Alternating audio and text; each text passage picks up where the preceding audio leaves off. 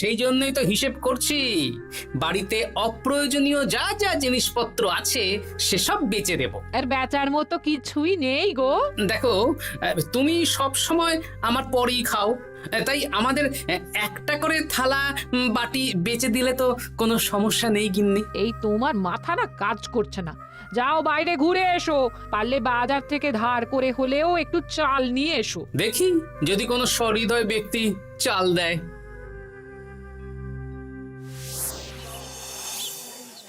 না গোপাল দাদা, বাজারের অবস্থা খুব খারাপ, আর আমি ধারে বিক্রি করছি না। আহা, আরে আমি কোনোদিন তোমার একানাও বাকি রেখেছি বলো?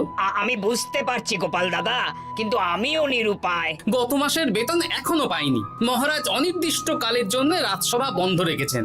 বিশ্বাস করো, বেতন পেলেই তোমার ধার আমি মিটিয়ে দেব। এই সপ্তাহ খানেক আগে একই কথা বলে সেনাপতি ধারে 25 কেজি চাল নিয়ে গেছেন। এখন ওনার কোনোই পাত্তা নেই। কি যে করি, কাছের বন্ধু বলতে বিজ্ঞানী আর সভাকবি। দেখি ওদের বাড়িতে একবার ঢুঁ মেরে।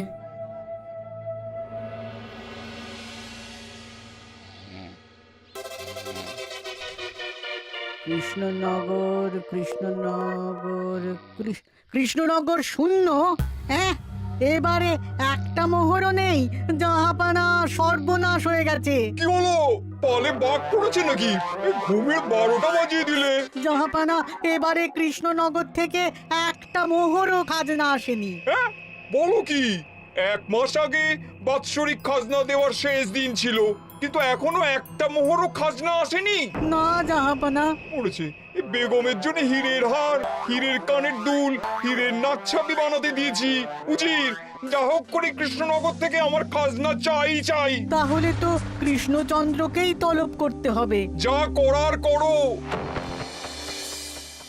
বাবা, এই সময় তোমার শখ হয়েছে ময়না পোষা? আরে না না, আমি পুষিনি। একটা পশ্চিমের গ্রামে কদিন আগে ঘুরতে গিয়েছিলাম। আচ্ছা, ওখান থেকে নিয়ে এসেছো? না, তাও আনিনি, ছোলা খেতে দিয়েছিলাম। দেখি তারপর আমার পিছনে পিছনে উড়ে উড়ে চলে এসেছে। বাবা, এ তো ভালো কথা। বিয়ে তো করলে না, তাও একটা সঙ্গী জুটেছে। এ যে সে পাখি নয় গোপাল, এ ময়না কথা বলে, দেখবে। এই ময়না, বলো তো গোপাল এসেছে। আরে বাস, বলো তো গোপালের ভুঁড়ি আছে আমার নেই।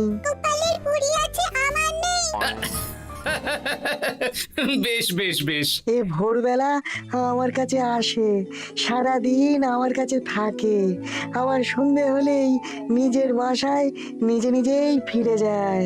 বুদ্ধিমান পাখি। ওই গ্রামে শাখে শাখে ঝাঁকে ঝাঁকে ময়না। বেশ, বুঝলাম। তা বিজ্ঞানী, তোমার কাছে আমি আসলে একটা দরকারে এসেছি। বলো কি দরকার? আসলে ওই টানাটানির সংসার চলছে, বুঝলে। বাড়িতে চাল বাড়ন্ত, কদিন পরে হাঁড়ি চড়বে না। তুমি কিছু পয়সা ধার দিতে পারবে? আরে এমন করে বলছো কেন? আমার তো সংসার নেই, এত খরচও নেই। তুমি বাড়ি যাও, আমি 2 বস্তা চাল পাঠিয়ে দেব। ধন্যবাদ বিজ্ঞানী, তোমার মতো বন্ধু পাওয়া মুশকিল। বন্ধুত্বে এইসব ধন্যবাদ দেওয়ার দরকার নেই, একে অপরের পাশে থাকলেই হলো।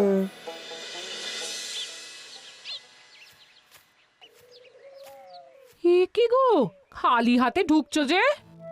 বিজ্ঞানী আমাদের 2 বস্তা চাল পাঠাবে, তাই কিছুটা হলেও চিন্তা কমলো, বুঝলে। ওমা, এই তো সারা বাজার ঘুরে তো ধারে চাল পেলাম না, অগত্যা বিজ্ঞানীর বাড়ি গেলাম। উনি সত্যি তোমার বন্ধু? হ্যাঁ গিন্নি, জানি না কতদিন আমাদের রাজসভার সমস্যাটা চলবে। দেখি অন্য কোনো কাজে লাগতে হবে, বুঝলে। এই দেখো যা করার তাড়াতাড়ি করো, এভাবে তো আর চলতে পারে না গো। কি নবাব বাহাদুর আমাকে ডাকছেন? হ্যাঁ, জাহাপনা আপনার উপরে রেগে আছেন। অতি সত্বর আপনাকে দেখা করতে বলেছেন। এবারে চাষাবাদের মন্দার কারণে রাজস্ব আদায় তেমন ভালো হয়নি, তাই খাজনা পাঠাতে পারিনি। আর কিছুদিন অপেক্ষা করতে বলুন, আমি ঠিক খাজনা পাঠিয়ে দেব। এখন আর খাজনা নিয়ে কথা বলবেন কিনা জানি না।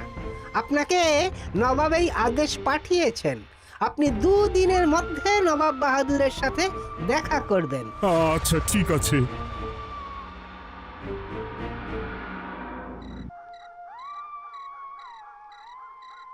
মহারাজ, এই বিপদের সময়ে আপনাকে একমাত্র একজনই সাহায্য করতে পারে, আর সে হলো গোপাল।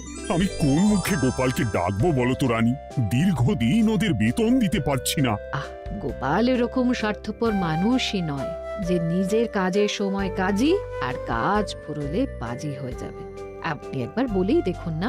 বেশ, তাহলে আগামীকাল সকালেই গোপালকে ডেকে পাঠাচ্ছি।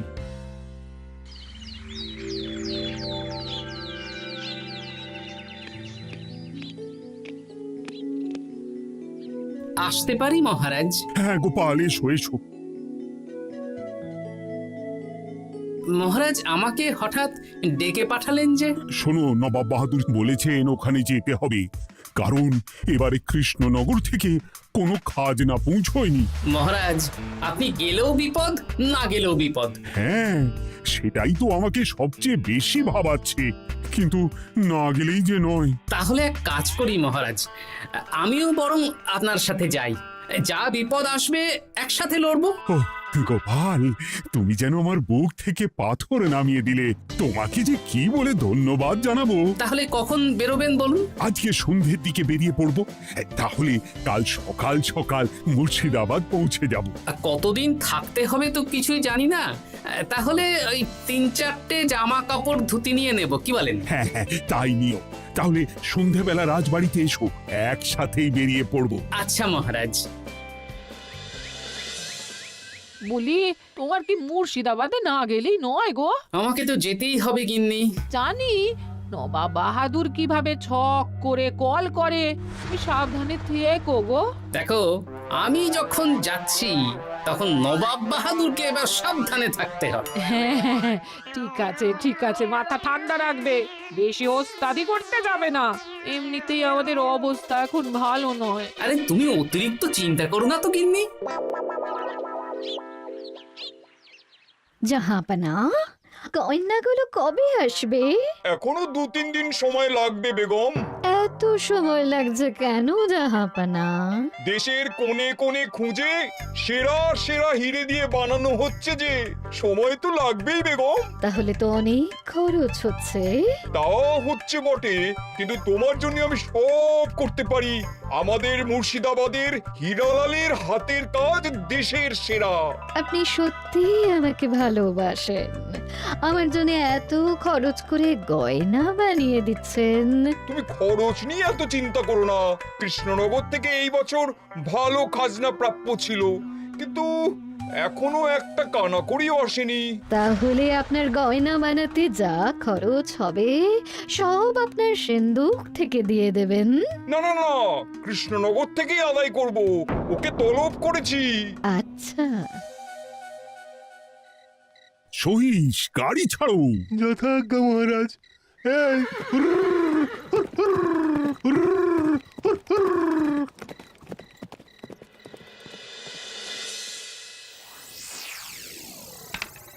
এত রাতে আবার কে এলো রে বাবা? খুলছে।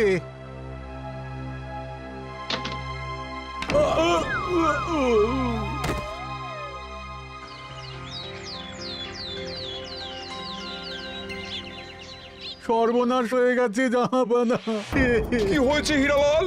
নবাব বাহাদুর, মহারাজ কৃষ্ণচন্দ্র আর গোপাল এসেছেন আপনার সাথে দেখা করতে। ওদের দরবারে আসতে বলো। হ্যাঁ, এবার বলো হীরালাল, কি হয়েছে? এই, তোমার মাথায় পট্টি কেন? জাহাপানা, গত রাতে আমার সর্বস্ব লুট হয়ে গেছে। বলো কি হীরালাল? তোমার কাছেই তো বেগমের হীরের সব গয়নাগাটি বানাতে দিয়েছিলাম। হ্যাঁ জাহাপানার সব গেছে, আমার মাথায় মেরে সব লুট করে নিয়ে গেছে।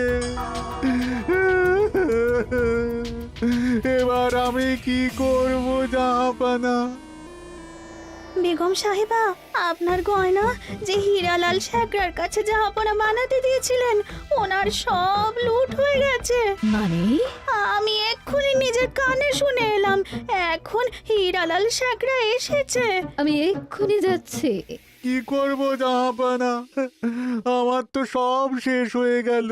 আমি কোনো কথা শুনতে চাই না, আমার ওই হীরের গয়নাগুলো চাই। চাই বললেই তো পেয়ে যাবে না। এখন এই গয়না শুধু নয়, হীরালালের সব সোনা দানা চুরি হয়ে গেছে। সেগুলো খুঁজে পেতে হবে। বিগত কয়েক বছর আমার মুর্শিদাবাদে কোনো চুরি ডাকাতি হয়নি। প্রত্যেকটা গ্রামবাসী সুখে শান্তিতে আছে। বাইরের কোনো শত্রু আসারও সুযোগ নেই। গ্রামের সীমানায় দিন রাত প্রহরী থাকে। যদি এসেও থাকে পালাতে পারবে না। এবারে তাহলে চোরটা কে বুঝবো কি করে? এসব সামান্য চোর ধরার কাজ আমার কাছে নস্যি। জাহাপনা, আপনি যদি কৃষ্ণনগরের এবছরের খাজনা মকুব করে দেন, তাহলে আমি চোর ধরার ক্ষেত্রে সাহায্য করতে পারি। ঠিক আছে কৃষ্ণচন্দ্র, তোমার এই গোপাল যদি চোর ধরে দিতে পারে তাহলে এবছরের খাজনা মুকুব। আগে আমি ওই শ্যাকরার সাথে একান্তে কিছু কথা বলতে চাই। বেশ, প্রহরী প্রহরী, তুমি গোপাল আর শ্যাকরাকে একটা ঘরে নিয়ে যাও। আসুন। এবার আপনি চুরির ঘটনাটা বলুন। চুরি না, ডাকাতি। সে যাই হোক, বলুন বলুন। গতকাল রাতে, তারপর সকালে জ্ঞান ফিরে ঘরে গিয়ে দেখি সব ফাঁকা। আমার ঘরের সাথেই লাগোয়া দোকান। আচ্ছা, দেখুন, আমি আপনার কথা শুনে আর একটু আগের যা আলোচনা শুনলাম তার থেকে মনে হচ্ছে এই চোর স্থানীয় চোর। কি করে বুঝলেন? কারণ বাইরের চোর হলে তো এত নিখুঁত কাজ করা সম্ভব নয়। চোর নিশ্চয়ই আপনাকে ব্যক্তিগতভাবে চেনে। হ্যাঁ, এবার মশাই আপনি বলুন তো, আপনার কোনো শত্রু আছে? না, শত্রু নেই তেমন। আমার সাথে কারো সম্পর্ক খারাপ নেই। আর আমাদের পাড়ায় সবাই ব্যবসায়ী, সবাই সম্ভ্রান্ত লোকজন। বেশ, তাহলে সব ব্যবসায়ীদেরকেই ডাকতে হবে। আমি নবাব বাহাদুরকে বলে দিচ্ছি, আপনি এখন আসুন। নবাব বাহাদুর, আপনি ওই গ্রামের সকল ব্যবসায়ীদের আপনার মহলে ডাকার ব্যবস্থা করুন। সবাই কিন্তু বেশ সম্ভ্রান্ত ব্যবসায়ী। সে হোক না, ওই গ্রামে তো সবাই ব্যবসায়ী, আর বাইরের কোনো লোক গ্রামে ঢোকেনি বা বাইরেও যায়নি। তাই যদি কেউ চোর থেকে থাকে তাহলে ওই ব্যবসায়ীদের মধ্যেই আছে। বেশ, আমি সবাইকে আমার মহলে নিয়ে আসার ব্যবস্থা করছি। আর একটা ফাঁকা বড় ঘর চাই, যেখানে চোর ধরার পরীক্ষা হবে। আর সেই ঘরে আমাদের কৃষ্ণনগরের ঘোড়া চোর ধরবে। হ্যাঁ, ঘোড়া চোর ধরবে? হ্যাঁ, যে ঘোড়ার গাড়িতে আমরা এসেছি সেই ঘোড়া। যদি চোর না ধরতে পারো তাহলে পুরো খাজনা তো গায়ের জোরে নেব, সাথে সাথে কৃষ্ণনগরটাও কেড়ে নেব। আমার উপর একটু ভরসা রাখুন নবাব বাহাদুর, আর যা বললাম করুন। বেশ, শুনুন, এই ঘরে আমার এক প্রিয় ঘোড়া আছে, আর সামনে একটা বালতিতে ছোলা সেদ্ধ রাখা আছে। আপনারা সকল ব্যবসায়ীগণ একে একে যাবেন, দরজা ভিতর থেকে বন্ধ করবেন, আর ঘোড়াকে এক মুঠো করে ছোলা খাইয়ে ফিরে আসবেন। তারপর কি বাড়ি চলে যাব?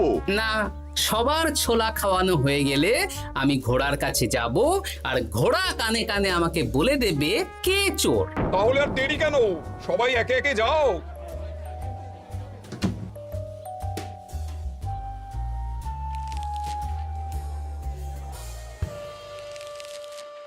কি করি যদি ঘোড়া সত্যি সত্যি বুঝে যায়?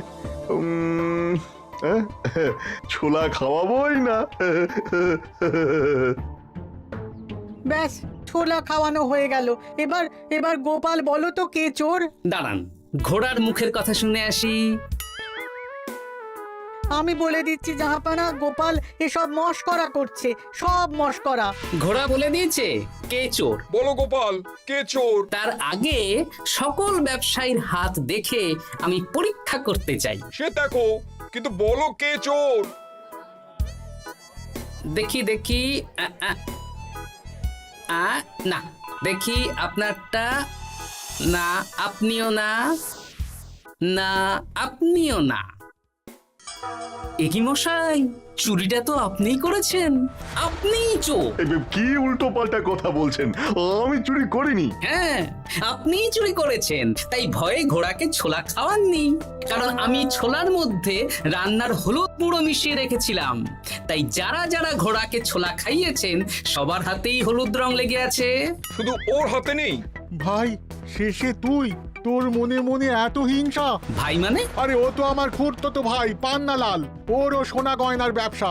ব্যাস, এবার তাহলে বলেই দিন পুরো ব্যাপারটা, কারণ এখান থেকে পালানোর কোনো পথ নেই। ভুল হয়ে গেছে দেখাবো না। আমার দাদা আমার থেকে অনেক বেশি রোজগার করতো, তাই আমার মনে মনে হিংসে ছিল। তারপর বেগম সাহেব আর হীরের গয়না বানানোর এত বড় বায়না পেল, তাই হিংসা আরো বেড়ে গেল। আর তুই চুরি করলি? চুরির সব জিনিস কোথায় আছে? আমার বাড়িতেই আছে দেখাবো না। সাব্বাস গোপাল, সাব্বাস, তোমার কি বুদ্ধি! তাহলে জাহাপানা, কথা মতন আমাদের এই বছর তাহলে খাজনা দিতে হচ্ছে না। না, কথা যখন দিয়েছি তখন আমি তো আর কথার খেলাপ করতে পারি না। আচ্ছা গোপাল, তোমার তো এত বুদ্ধি, আমার একটা শখ পূরণ করতে পারবে? কি শখ বলুন নবাব বাহাদুর। আমার অনেক দিনের ইচ্ছে একটা হাওয়া মহল বানাবো, কিন্তু ঘরামি রাজমিস্ত্রি কেউই বানাতে পারবে না বলছে। তুমি কি বানিয়ে দিতে পারবে? আগে পারবো জাহাপনা, কিন্তু তার বদলে আমি কি পাবো? আগামী 5 বছর কৃষ্ণনগরের খাজনা মুকুব, আর তোমাকে আমি 100 মোহর উপহার দেবো। বেশ, তাহলে আপনি আমাকে দিন 7 সময় দিন, আর 7 দিন পরে আমার বাড়ির সামনে চলে আসুন। হাওয়া মহল বানিয়ে রাখবো, আপনি নিয়ে যাবেন। বেশ, তাহলে 7 দিন পরে কৃষ্ণনগরে দেখা হচ্ছে। যদি না বানাতে পারো তাহলে কিন্তু আগামী 5 বছর কৃষ্ণনগরকে দ্বিগুণ খাজনা দিতে হবে, এই আমি বলে দিলাম। বেশ, রাজি?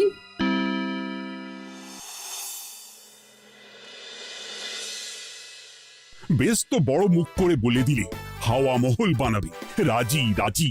এবার যদি না বানাতে পারো, সব তো উল্টে যাবে। আপনি চিন্তা করবেন না মহারাজ, নবাব বাহাদুর আমাকে প্যাঁচে ফেলতে চেয়েছেন, তাই আমিও ওনাকে ঘোর প্যাঁচ দেব।